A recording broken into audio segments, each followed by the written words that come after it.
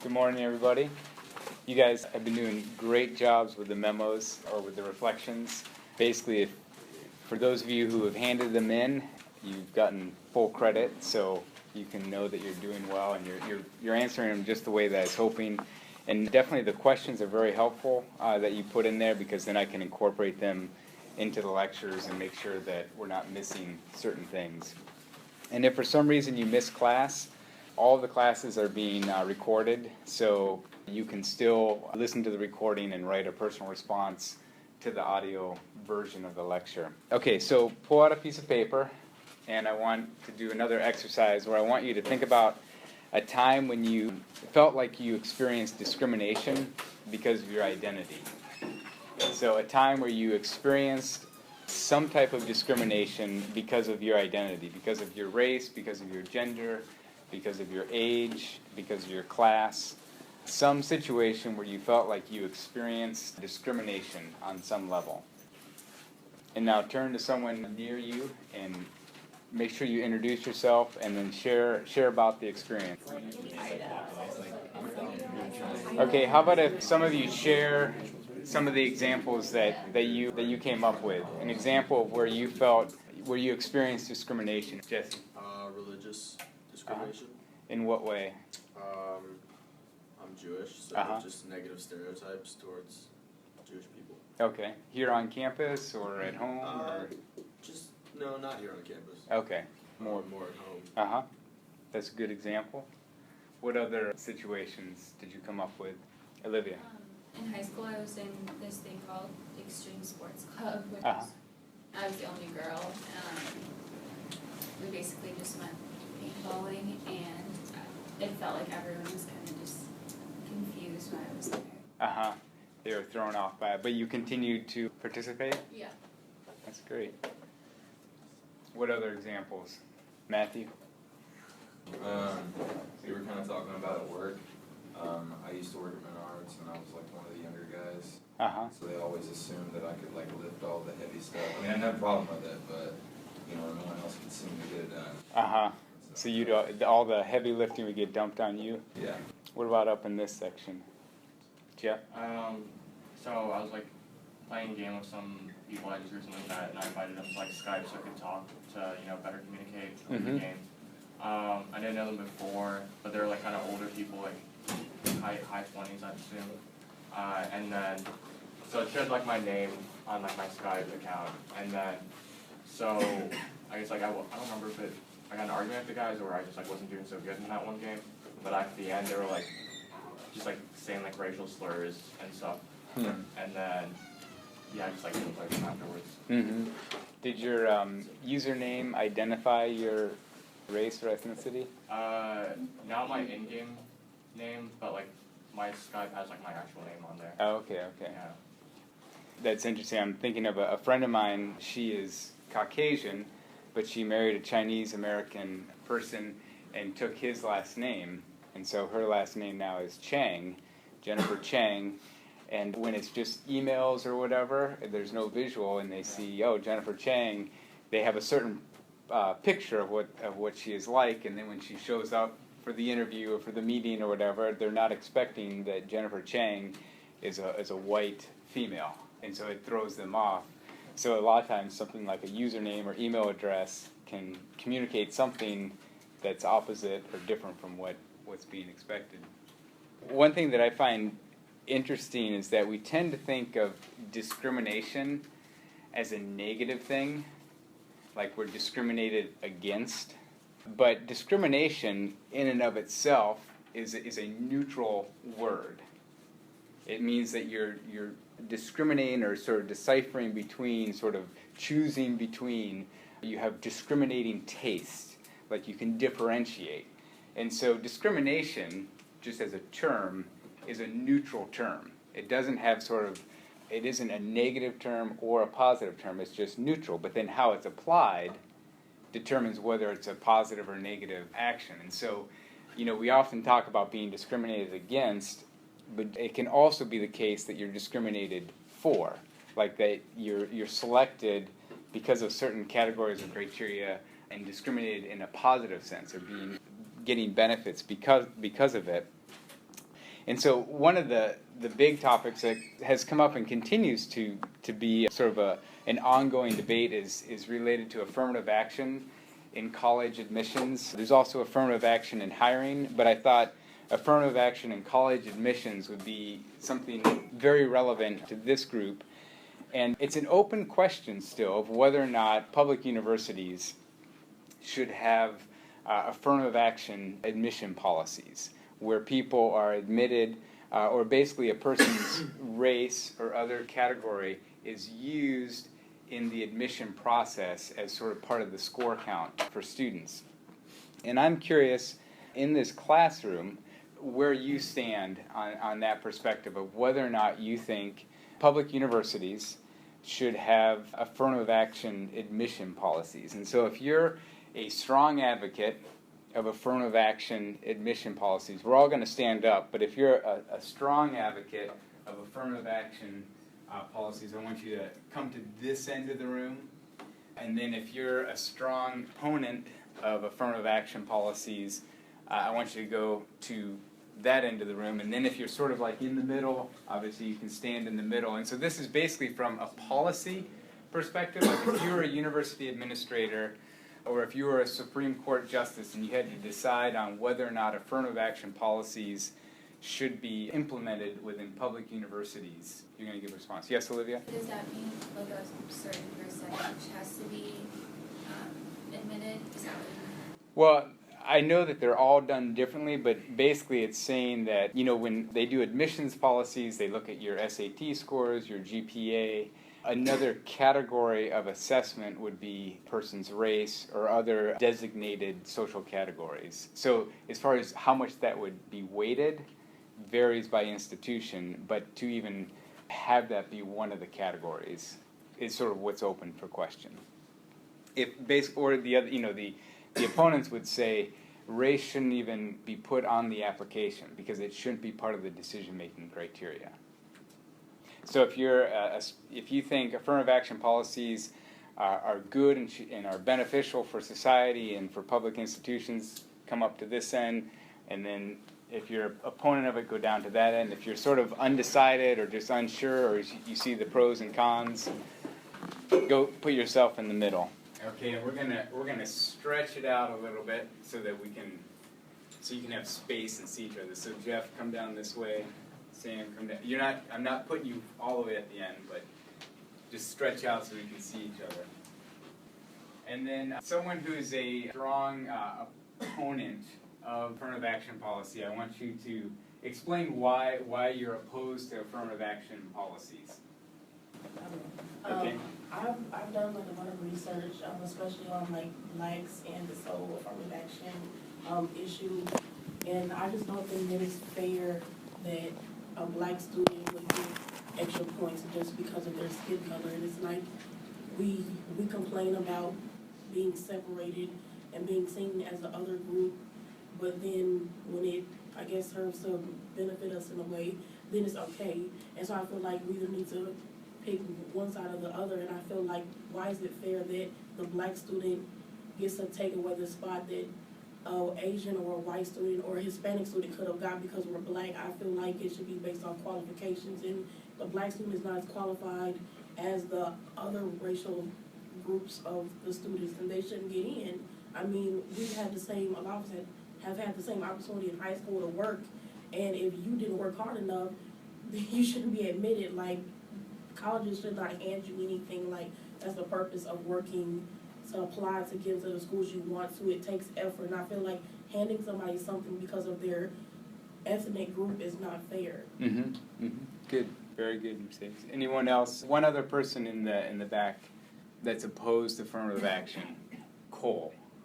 I think you gotta work for what you want, and you shouldn't be handed anything. I mean, that's basically it. So there shouldn't be any just bonuses that are sort of added on top. Right. Okay, so someone that's in the middle, you're in the middle not because you want to just play it safe, but you're in the middle because you sort of see the pros and the cons, and you're actually torn.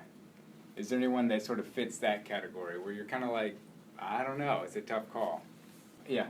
Well, I went to school in Chicago, like downtown Chicago, and like the inner city kids, like they're majority black, and those schools like honestly are not as good as like the suburban schools or like the private schools in Chicago, and like I don't know, it's just they're really not given like the same fair opportunity. Like they have to go through metal detectors every single day. And I don't know, but I see like what she's saying, like everyone could work like their butt off and get into like college, like they really work their butt off, but they're really not like given the same opportunities. I would say it's not a very easy question to answer. It's not a straightforward like, oh, of course it should be this way or that way. So it's very true. What about on this end, people who would lean more towards being in favor of affirmative action policies? Yeah, I was thinking about like similar to what you're thinking, Mercedes, like how people shouldn't be handed like scholarships just because of their race and such like that. But him as well, like inner city students just aren't given the same opportunities, and it's just, I mean, the majority of the people are like 70% white, and it's just so much harder for like black students or Asian students to like get the same opportunities as everyone else.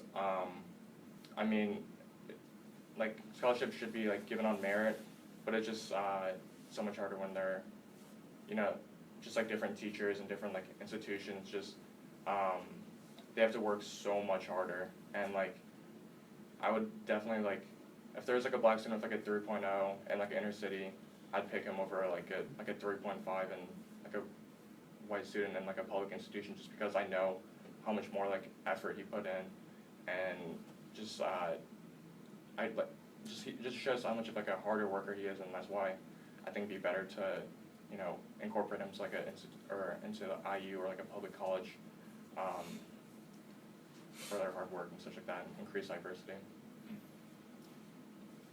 Yes, Mercedes. I'd like to add something. So what you were just saying, what my standpoint is on, like how you just said, if there was a black student or Asian student with a 3.0 versus a 3.5, that's not what I'm saying. What I'm saying is, like, I feel like if you admit the black student that has the 2.5 versus that 3.5, that's not fair.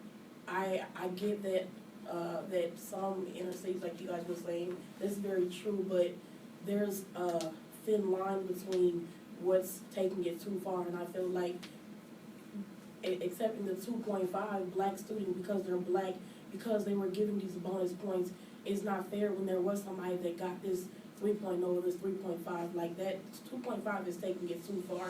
Just because you're black doesn't mean that, like, I get that black people and Asians and a lot of other groups here in the United States may not get the same chances as a lot of white people, depending on where you're from. Yeah. But at the same time, a 2.5 I think that's too low as well. Between like 3.5. Yeah. It's hard to draw a line. Right. I mean, all the different applicants or the people who do review the applications they're all different. Yeah. So it's hard to draw a line. Yeah. Just like another point, I don't think affirmative action should be strictly based off of race. Mm-hmm. I think it should also be based off like the institution of where the student's coming out from. So for example, if you were just to look at an inner city student in a downtown Chicago area where the kid walks through a metal detector every day, and then you look at another student from a great private school or a great public institution anywhere else in the country, let's say New York, I mean, that should really outweigh the pros and cons rather than whether he's white, black, Hispanic, Latin, whatever the descent is. Yeah.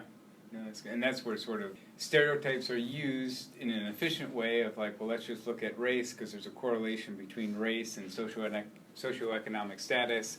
But that's where it breaks down, is that that correlation isn't always exact, and that there could be a white student who grew up in an inner city urban setting and a black student who grew up in a white upper middle class suburban setting. And so it's efficient to just use race because you can just say what it is, whereas to explain your experience, just think of the application review process of trying to discern who fits into which background profile. Yeah.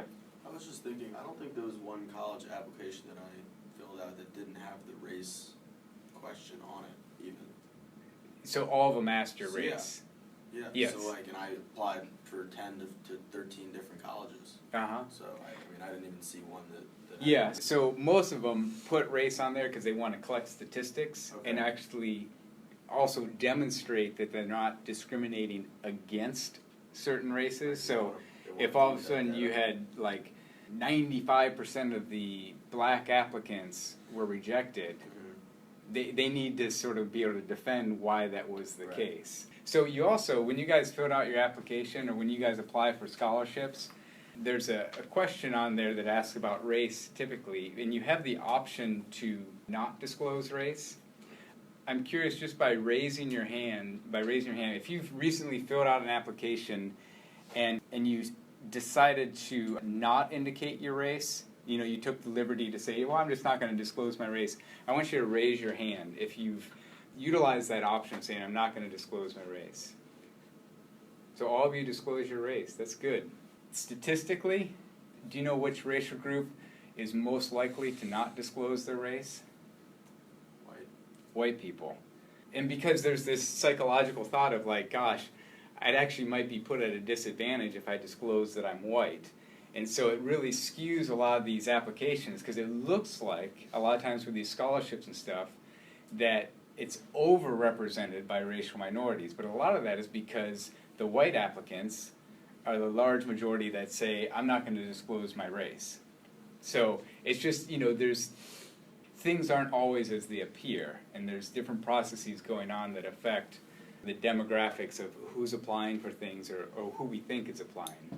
So you guys can go back to your seats. So, and there's this underlying assumption that the value of a student is based on how smart or accomplished they are. I mean, a lot of you said you referenced GPA and sort of how well they've performed at their at their high school institution. And so that's one criteria, like, we want the smartest students on campus. But there's other ways that students add value to a university setting. I don't think you just want the one dimension of how smart you are, or even just your highest GPA or SAT scores. And there's other, beyond race, there's other ways that people get a boost or a bonus on their application. One simple one is if you're an Indiana resident, you have a better chance of getting in to IU compared to an out-of-state student or compared to an international student. That's just by virtue of your residency in this state. This is a public institution that was set up for the residents of Indiana, and so you get an inherent boost by just being a resident. Is that good? Is that bad? Is that affirmative action? Is that discriminatory in some way against the out-of-state people? Other ways that people get a boost, where it isn't just purely based on academic scores, is if you have athletic abilities. There will be opportunities where a person can get bonus points on their application if they have exceptional athletic skills. And that's because those people are viewed as adding value to the university. And so there's bonus points put on an application for that. Is that affirmative action? Is that discriminating against people who don't have as good of athletic skills?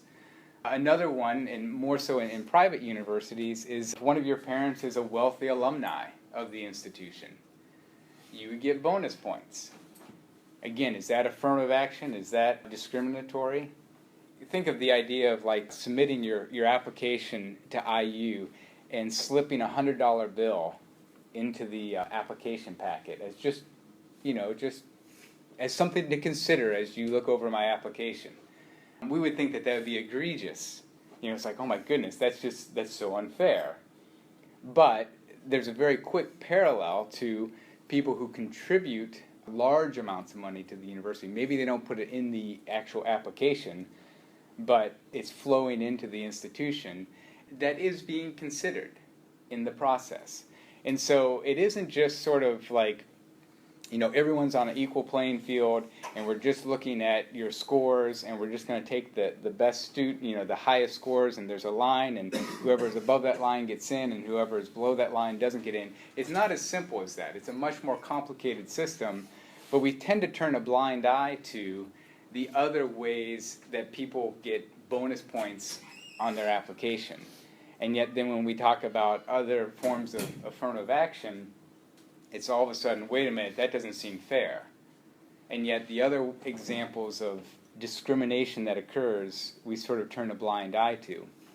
And I think one thing that universities have begun to do, and probably even in your application, is that you have opportunities to write in overcoming adversity or overcoming adverse experiences, where you can write out a more long form what your situation was and why maybe for you getting to this point was a huge accomplishment compared to someone else who was sort of on the fast track and was just sort of destined to be at this place and be ready to apply and get accepted to IU or whatever institution.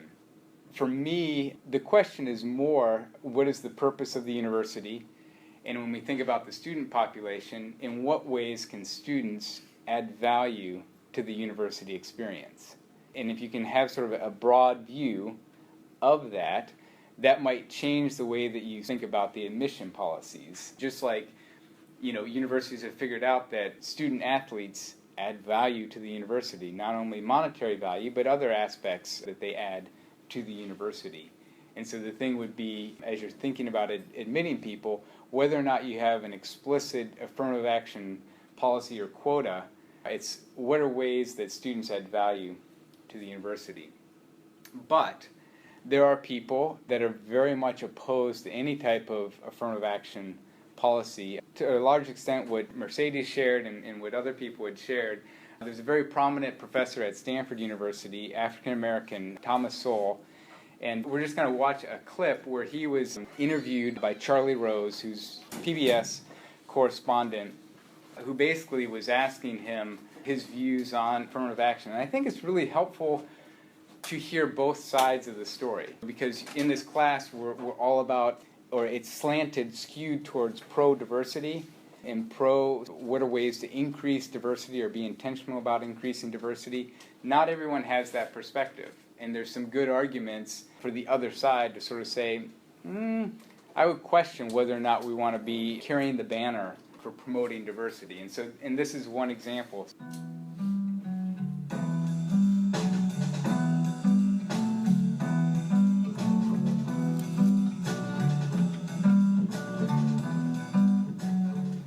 So you can't see any positive contribution to affirmative action. I don't doubt that in fact it increased the pool, as is frequently used. The expression of what affirmative action can do is increase the pool of I don't know what that means, and I've never had anybody explain it to me. I've studied affirmative action in this country, in India, in Malaysia, in Sri Lanka, in Nigeria. They have some version of it in Israel. Well, let me explain as it was explained to me. It is the notion of, let's say you're on the admissions committee at Harvard, and you're going to choose so many people. You're going to let people in for a variety of reasons. One is sheer academic merit. They scored 1,600 on the college boards. That's a good entry. They've got a brilliant academic and athletic background, and they happen to be a virtuoso violin player. And a violin player helps. Yeah. Or let's say they come from Nevada. They don't have a lot of Nevada at Harvard. And let's also say that they come from Sri Lanka. They don't have many people from Sri Lanka there. And let's also say that they also are African American. And that ought to be a factor in choosing from that pool. Maybe that's one of the considerations. Because what?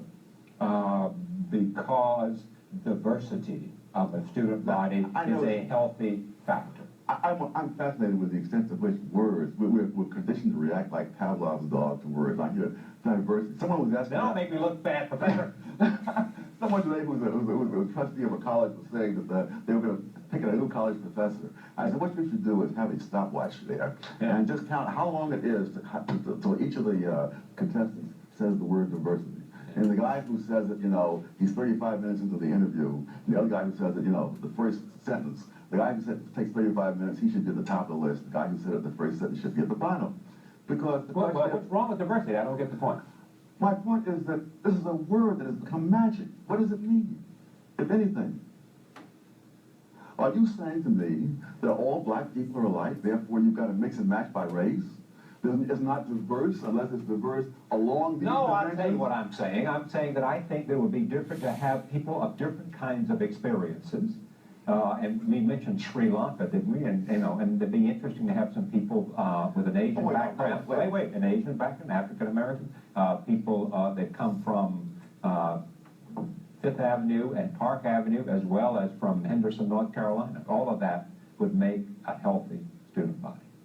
You mean to tell I don't me- think everybody ought to come from sons of Harvard graduates. Places like Harvard and Stanford and Cornell, what you have is the black son of the black doctor, who lived in the same neighborhood with the white son of the white doctor. No, and now you're giving me diversity because these two people Well, but that's not all. someplace. No, not necessarily. They have scholarships that they offer to kids who are not the son of But now we get away from the whole racial thing. I'm saying the racial thing has been used as a proxy for something that is not a proxy for. Because the vast majority of blacks who go to places like Harvard and Cornell and Stanford are not blacks from the ghetto. Those are blacks from out there. They're from Malibu. They're from Pacific Palisades. They're from Winnetka and so forth. And they're from the very same neighborhood. They're from the very same neighborhood as the whites are there. And so now you call it diversity because you see something with the naked eye. Charlie Rose is an excellent interviewer and very highly regarded, but you even notice with him, he gets kind of tongue-tied with the question of diversity and why is it valuable. Like it's a quick fix, like, oh, we want to be more diverse, but then when someone gets pressed on it, it's kind of like, well, and it gets very complicated very fast. And I think Professor Sewell brought up a good point that, if you look at, let's say, the African Americans at Harvard and the social class of many of the African Americans at Harvard, they come from a high SES background, and so using race as sort of the indicator isn't necessarily accomplishing the outcomes that the university is desiring. Maybe it was Justin who said it, of not basing it on race, but basing it on class, doing affirmative action based on the class status. And a theory or principle I want to sort of highlight is this idea of individual and structural. This relates to the fundamental attribution error that we talked about on Tuesday. And there's two ways to explain a particular outcome in a person's life. And people tend to have one or the other type of orientation or a way of viewing the world and a way of explaining particular outcomes. And the vast majority have an individual orientation. They look at the individual internal characteristics of the person, and when they see a particular outcome, they have individual explanations for that outcome. And that's where we talked about the fundamental attribution error. If a white person gets into Harvard, they would say, well, the explanation for that is they look at how hard they worked in high school, how well they scored on the entrance exams, their eloquence in writing, their purpose statement, and it's almost 99%, almost 100% of the explanation for them getting in is based on individual characteristics. And yet, there's also structural factors that explain that outcome. Perhaps that high SES student who got into Harvard took a class, paid a couple $1,000s to take a class on how to prepare for the SAT exam. And so when they went in to take that exam, they nailed it because they've been training for the past 6 months on how to ace the SAT exam. And they had transportation to and from the tutoring session, or maybe even the tutor was a private tutor to help them with the SAT exam. Also, it happened to be that high SES person had a parent who was English professor and was excellent at training them in how to write extremely well and maybe even help them to write their statement.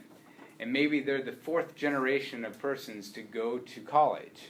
And then the networks, they maybe knew someone who was a professor at the university that they're applying to.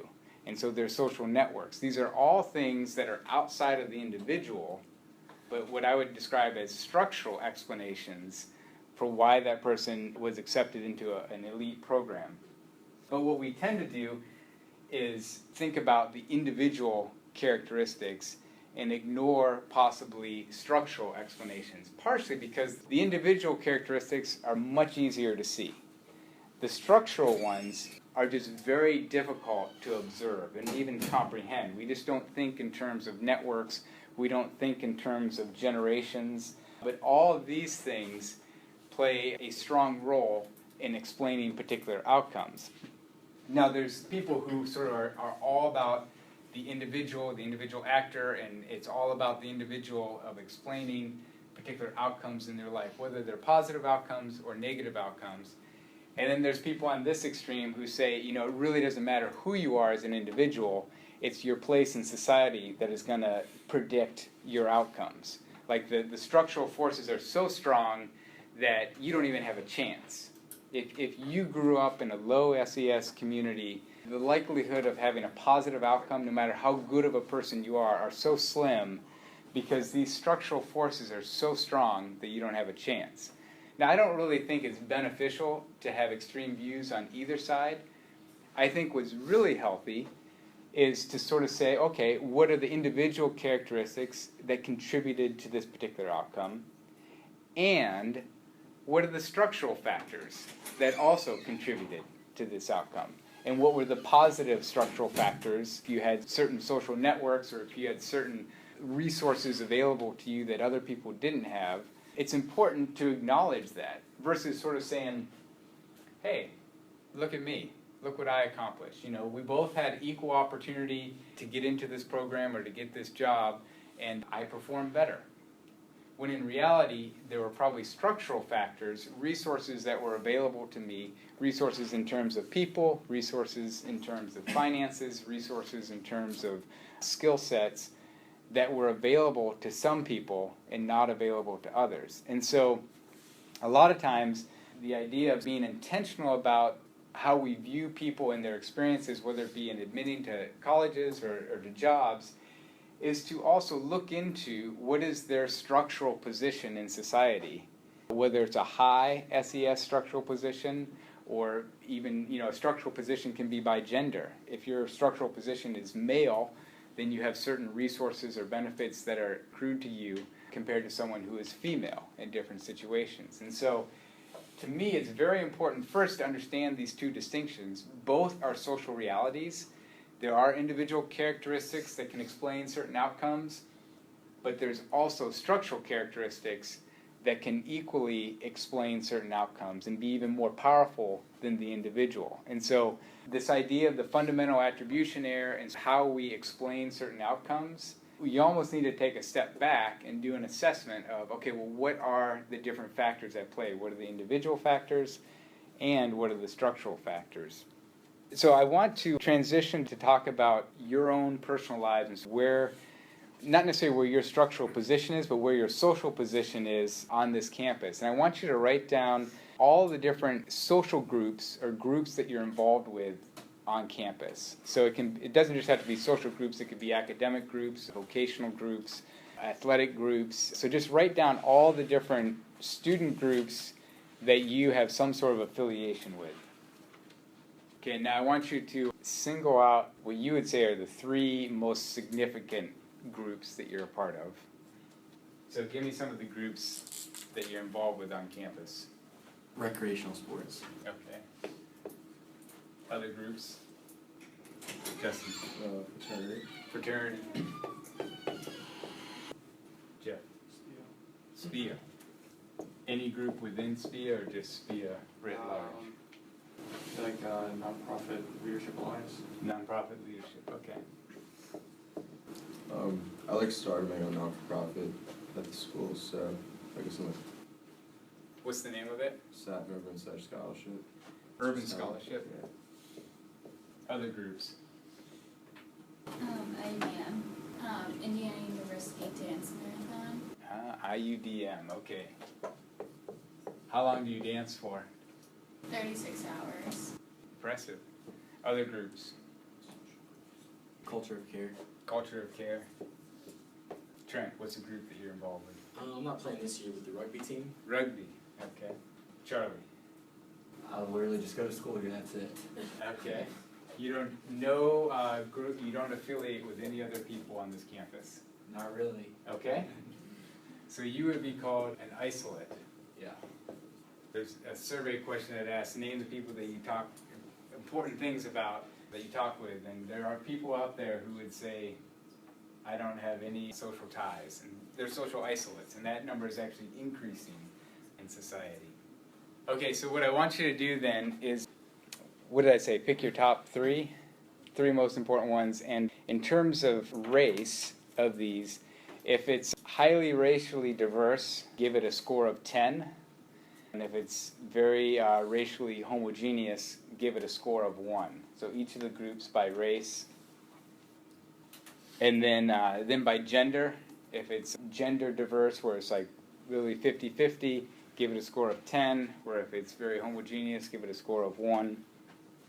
And then with class, if it's class diverse, give it a score of 10. If it's class homogeneous, give it a score of 1. And then religion. So if people are all of sort of the same religion, give it a score of 1.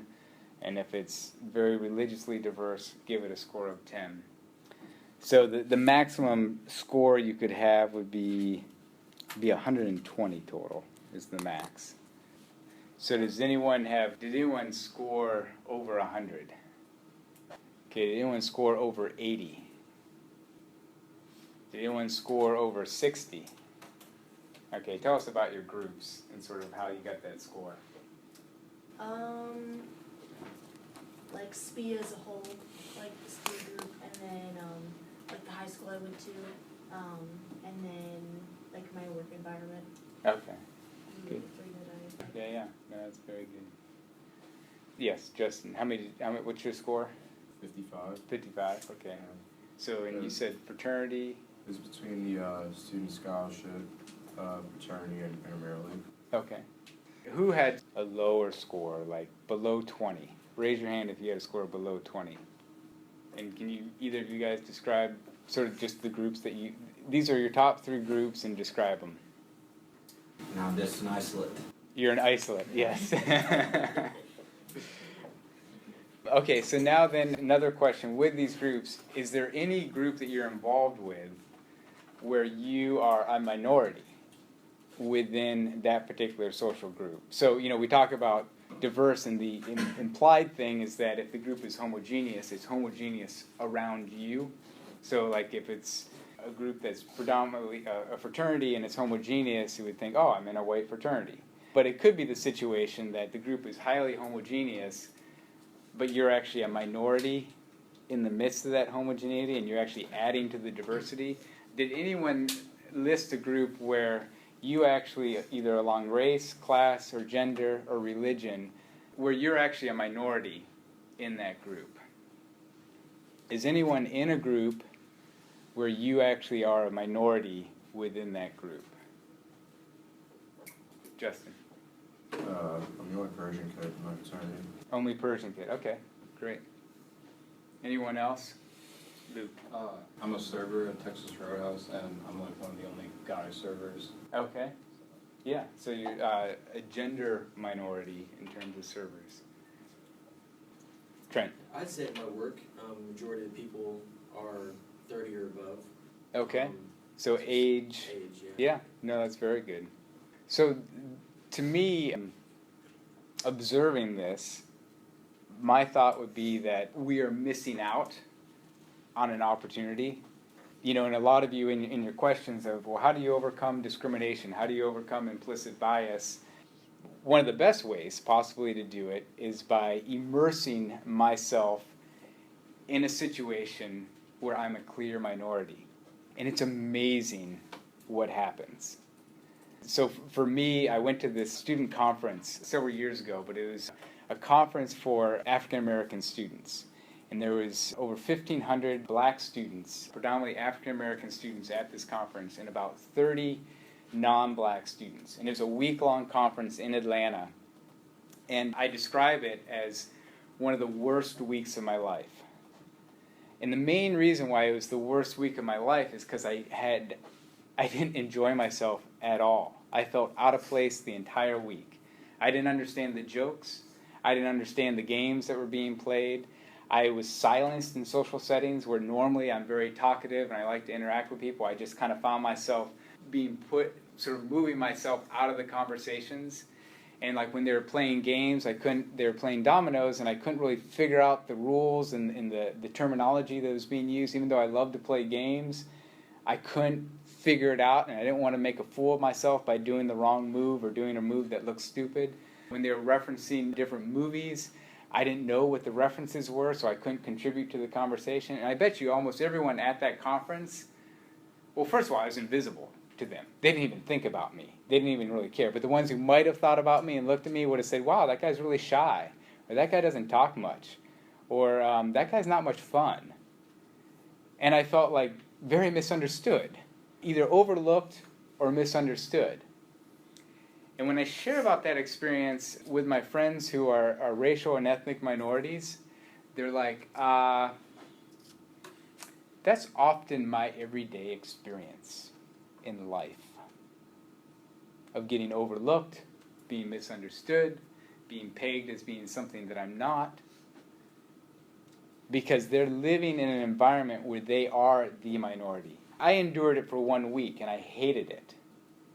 Imagine a lifetime. Imagine not having the luxury of being able to just sort of leave the conference. Most people who are ethnic or racial minorities immersed in a majority culture don't have that luxury. And I think for me, by doing that, and it wasn't just like, oh, I'm going to show up to this social, but it was a week-long experience. But even I think if you show up to one event, you can get a taste of it, and that's all it is a taste. It's just a taste. It's not the reality of what someone might experience who's living this day to day. But it'll give you a taste of sort of, well, gosh, what is it to be a minority within a culture? And for anyone who wants to do it, you can do it as extra credit of just going to some social group on campus where you are a minority. And whether it's a group meeting or whatever the event is, a social or whatever, it doesn't matter. It's just basically putting yourself in a situation where you're the clear minority and just writing a personal memo response, similar like the class memo or class response reflection. Just do that, where you go to some group on campus and all you need to do is write basically a half-page description of the experience, of what it felt like to be the minority in a particular setting. One of the things that I found related to this is, and it's what's discussed in the book, is this idea of in-group heterogeneity and out-group homogeneity. So the idea is, within my group, and let's say my group is white people, I see all the diversity, different types of white people in my social settings. There's the whole spectrum or continuum of differences and variety within my group, the in-group heterogeneity. And out-group homogeneity. When I look at Asian Americans, it's like they're kind of all the same. And yet, when I look at the white people, I see all the diversity and variety. And growing up in the Midwest and graduated high school in upstate New York, there was 5 Asian Americans in my graduating class. And they fit stereotype brilliantly. They were the ones who were in the honors classes. They were more quiet, more reserved, more socially awkward. Their English wasn't as fluent in English as people who were native speakers of English. It just sort of was like, when I thought of Asian people, they're all the same. There is no variety. It's just there's a certain way of being Asian, and it's very homogeneous. I went to college out in California, where there were more the higher proportion of Asian American students at my university than there were Caucasian students. And when I was immersed in that culture and exposed to a large percentage of Asian Americans, I instantly saw the incredible variety and heterogeneity within the Asian American population. I saw the partiers, I saw the athletes, I saw the ones who studied hard, I saw the humanities majors, Asian students, because before all of them were going to engineering or medicine, but I saw, wow, there's a sociologist who's Asian American. And I saw the incredible heterogeneity.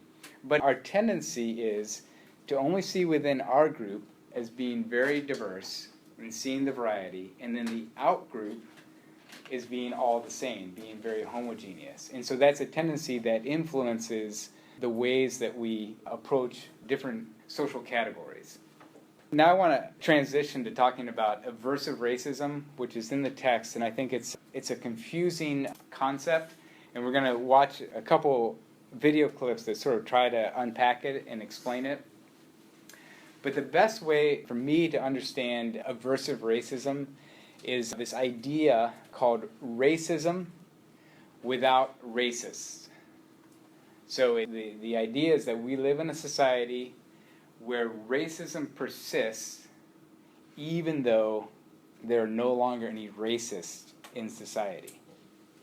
So in the sort of the foundations of this theory, it was Eduardo Bonilla Silva, who's a professor at Duke University, who sort of crystallized this theory.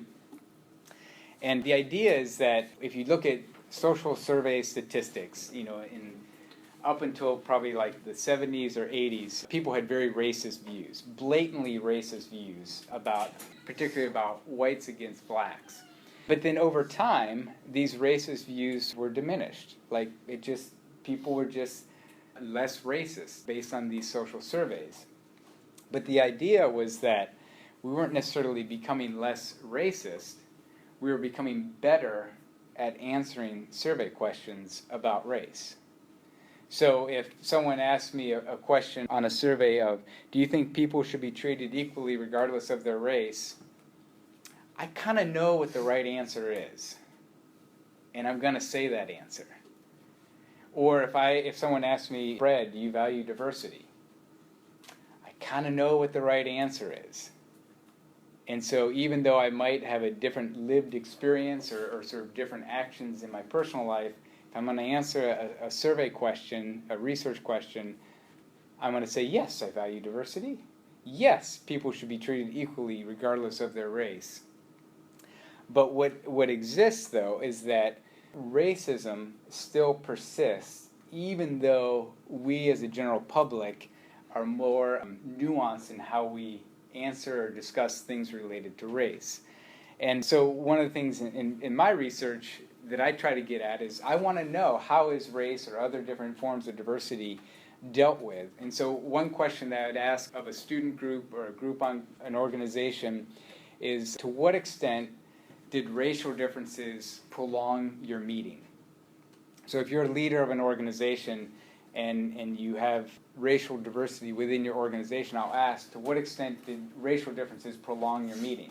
Now, if you're the director of an organization, what's the socially appropriate response to that question? If you're trying to game the survey and look good, is it better for racial differences to prolong a meeting or not? It's unclear. And so what that allows me to discover is, how deeply are they engaging racial differences? So if racial differences do prolong their meetings, that's actually an indicator that they're deeply engaging racial differences and talking about race. They're not necessarily having just a colorblind posture where like, oh yeah, it doesn't affect our meetings at all. And so what's been done over time is this research, very innovative research on how to detect people having aversive racism, or another way that it's described is implicit bias, where there's this unconscious bias that we have that we don't even know until we sort of go through these different exercises. And so we're going to watch 3 different videos back to back that are just short clips. The first one explains this concept of implicit bias, and then the next 2 are going to transition into these what's called microaggressions or micro-inequities, which are these everyday flashpoint encounters that are they're not these blatant, overt KKK demonstrations of racism, but they're just these little subtle microaggressions related to racism. Our problem is that the new American dilemma isn't so simple. We have all of these markers by which we can demonstrate that we're not the people we used to be. But we don't know the ways in which we're not such good people, because that part is unconscious. You may think this about yourself, but is that really who you are? We actually created a test that measures bias. You see words that capture good and bad. You have to associate Yankees with good and Red Sox with bad.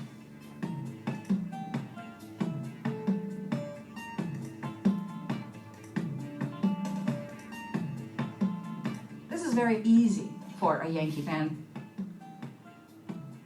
But when you tell them to associate Yankee with bad and Red Sox with good, that's an impossible thing for them to do. They can't do it. They'll make mistakes. They'll take a lot longer to do it, and so on. Take a test like this and now just replace Red Sox and Yankees with the groups black and white. Imagine that for half the trials on this test, you have to associate black with good whenever you see a black face or a word like love, peace, joy, friend, all these good things. And while you're doing that, you have to put white and bad together, and words that mean terrible things in the world, words like agony, devil, bomb, vomit. How hard is that for you to do, is the question. We're not talking about your conscious attitudes. We're not talking about your conscious beliefs. We're talking about something that you yourself may not necessarily know you have. For something like 75% of white Americans, it's very hard to put black and good together.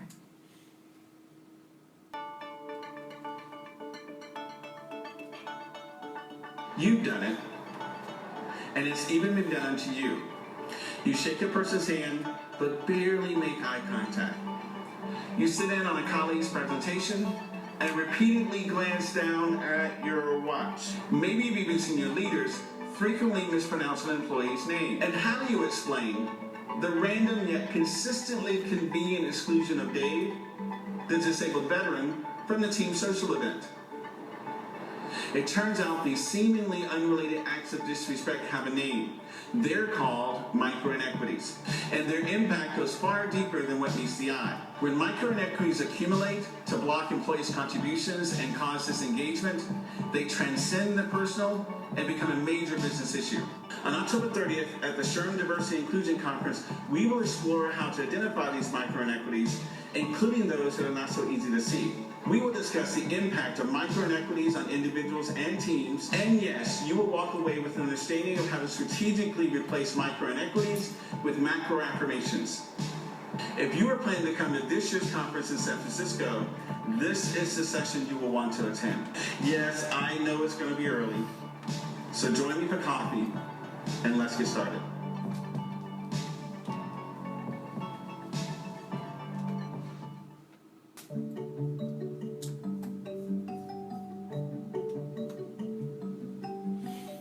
Oh, you're so pretty for a black girl. Oh, she has a Jew nose. Oh, your hair would look so good if it was straight. Jews are so cheap. Why are you so cheap? Do you speak good English? How are you an Iraqi Jew? I think the person saying microaggression kind of doesn't really think about it. This person who said it was my friend, like, I was astonished they would, like, say something like that. You don't want to make a big deal about it, but then it's also like, you just said something that offended me, so I feel like I should speak up. Because they're micro, because they're very subtle, they're small, you feel like you don't have a reason to be upset. You're overreacting, and people even can make you feel that way when you bring it up. They're like, oh, you can't take a joke. You're making too big of a deal of this. Why are you overreacting? Don't take it so seriously. It was just a joke. Chill out. Say like, oh no, I actually love black people. I love people of color. Like, they try to just minimize the situation. If someone feels hurt by a microaggression, it shouldn't just be pushed to the side. It definitely has negative impacts and like leads to people disliking who they actually are. Those kinds of subtle offensive comments can build up over time, and they can have like a deep psychological effect, and you know, they can make you feel bad and they can make you doubt yourself. We try to just use jokes to like make things less awkward or like ease social experiences, but it is important because you need to like be aware of what you're saying and like who you're speaking to. Think of what you say and how it can affect the person you're saying it to.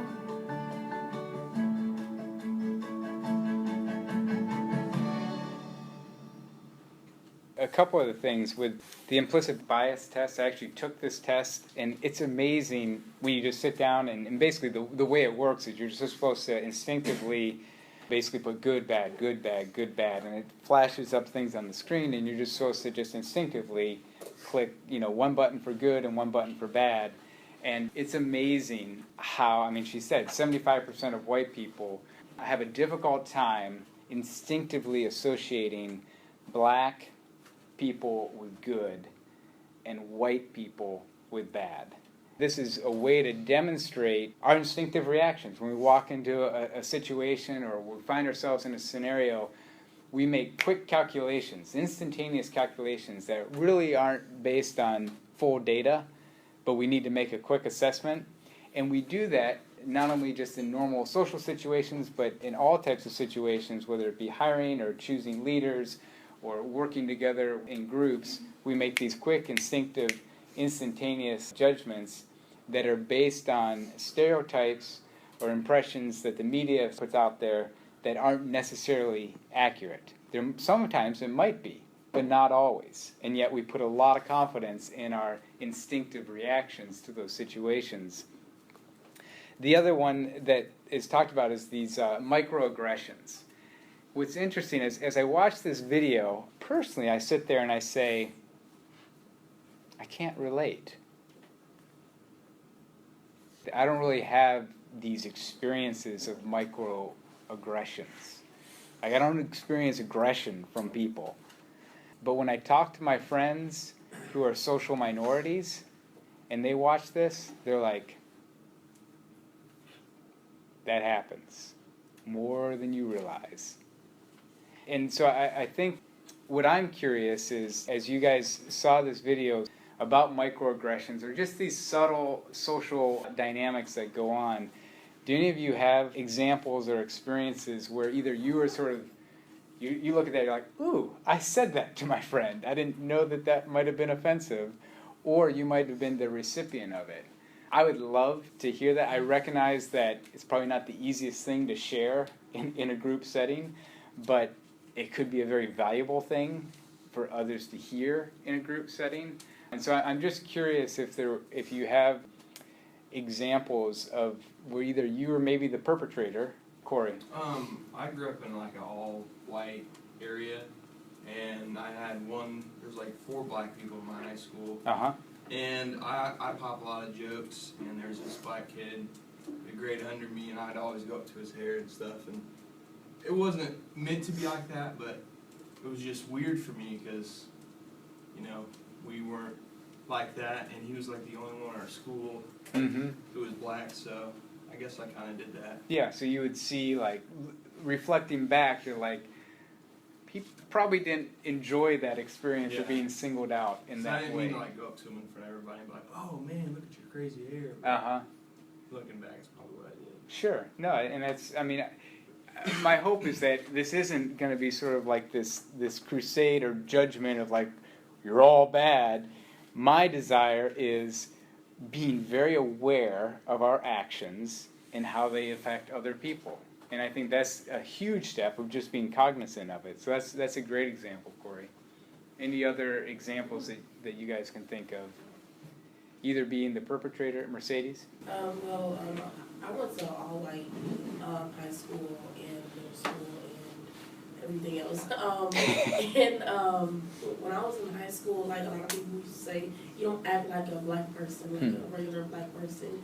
And I think that's really interesting because what is a black person supposed to act like? And of course, I know what they're referring to when they mean like loud and ghetto and low income, and that's what a black person is in society. And so it kind of got to the point where I'm no longer offended because I really don't care, honestly. But it's just really funny that people can be fascinated with the fact that just because I'm black, I'm not from low income, and just because I'm black, I don't struggle. Like, I don't think that defines in a black person in America, but it does. And then kind of going off what he was saying, again, when I was in high school, white people are really fascinated with black hair. And I think it's so funny because they always wonder, like, I change my hair all the time, and so I would come to school and they'd be like, hey, your hair grew. And I'm like, no, it's not mine. Like, why do you get to stick to your head? And so there's just like a lot of things that I don't get offended anymore because I can't fault people for not knowing. And kind of like he was saying, he wasn't doing it to offend the guy, but it's fascinating. And so I just think that we need to learn how to make it accept it as a joke and just explain to people if they really don't know. But these microaggressions, they're not always a negative thing, I think. And I think if we think about it and realize that people really don't know, then I guess we kind of change it around. That's great, Mercedes. I don't know if we should just blow them off and sort of accept them as jokes, or if we should say, if we should sort of come back, have a very coy response that sort of engages the person, in a nuanced way. Olivia. What would you say the definition is for microaggression? Microaggression would be, so like one example that they have is a person is walking down the street, say it's a woman, and she sees a black person walking towards her. She moves to the side, she grabs her purse, and sort of picks up her pace to move fast. That's an example of a microaggression, whereas if it was a white person wearing a suit, walking in the same way, those actions wouldn't, they're subtle, they're moving to the side, they're clutching the purse, they're picking up the pace, versus like the macroaggressions are, I'll say the KKK with the burning crosses in the front yard. Like, that's macro. Like, there's nothing subtle about that, and it's blatant. So we're going to wrap up with this. Starting next week, we're going to start 4 weeks of looking more in depth at different racial and ethnic differences and go from there.